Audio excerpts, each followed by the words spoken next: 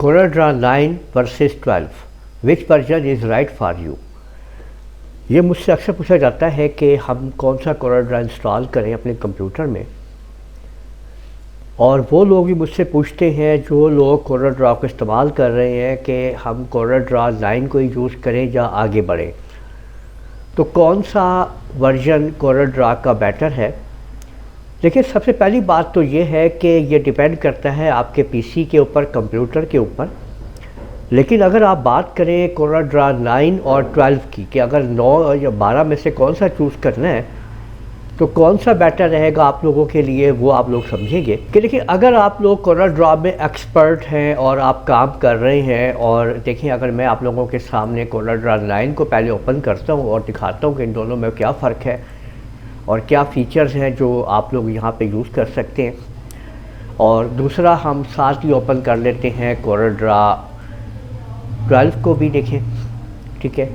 तो फिर मैं आपको कंपेयर करके बताता हूँ कि कौन सा CorelDRAW आप लोगों के लिए बेटर रहेगा और आप इसको कैसे इंस्टॉल करेंगे।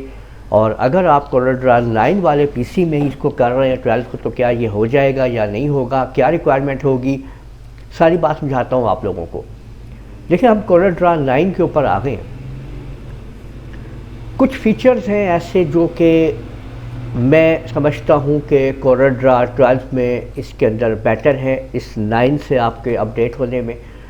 कैसे, मसलन मिसाल के तौर के ऊपर देखें कि अगर मैं यहाँ पे आप लोगों के सामने एक ऑब्जेक्ट है, ये देखें, ये एक मैंने ऑब्जेक्ट बनाया है और अब मैं यहाँ पे एक टेक्स्ट लिखता हूँ सपोज, ठीक है। अब मैं यहाँ पे लिख देता हूँ आपके सामने ये LCC को जी, ठीक है, और इसको अब मैंने LCC टाइप कर दिया है।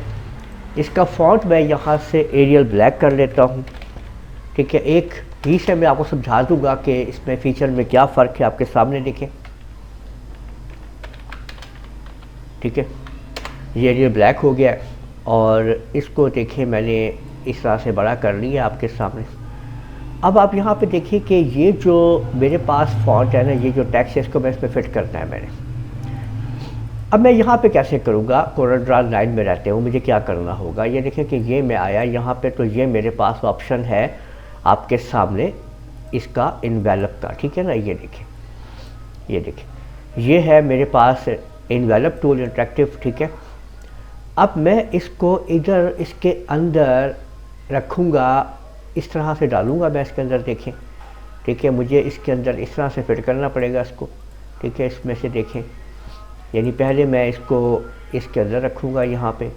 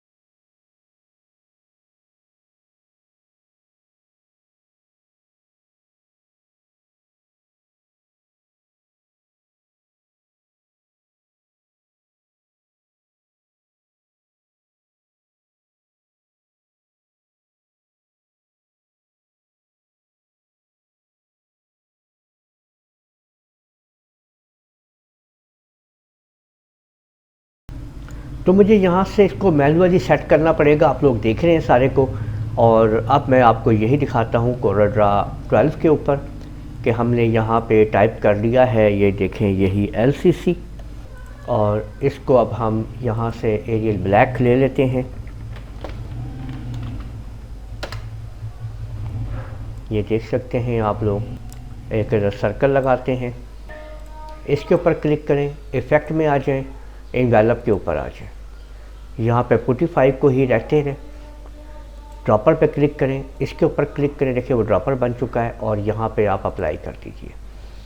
तो आप लोग देख सकते हैं कि आपका टेक्स्ट जो है वो खुद ब खुद उसी शेप में शिफ्ट हो चुका है और वही शेप जो है वो आपके सामने अपने आप बन चुकी है और 1 सेकंड लगा है वो शिफ्ट हो चुकी है।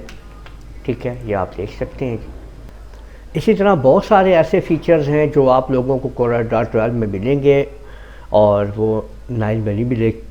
तो मैं रिकमेंड करूँगा कि आप जंप कर लें कोरलड्रॉ 9 से 12 के अंदर। बहुत आसानी से ईज़िली आप अपने डेस्कटॉप पीसी के ऊपर, जो भी आपका पीसी है, आराम से आप उसको इस्तेमाल कर लेंगे। जिन कंप्यूटर के ऊपर कोरलड्रॉ 9 चलता है उसके ऊपर 12 भी ईज़िली चल सकेगा, तो कोई परेशानी नहीं होगी।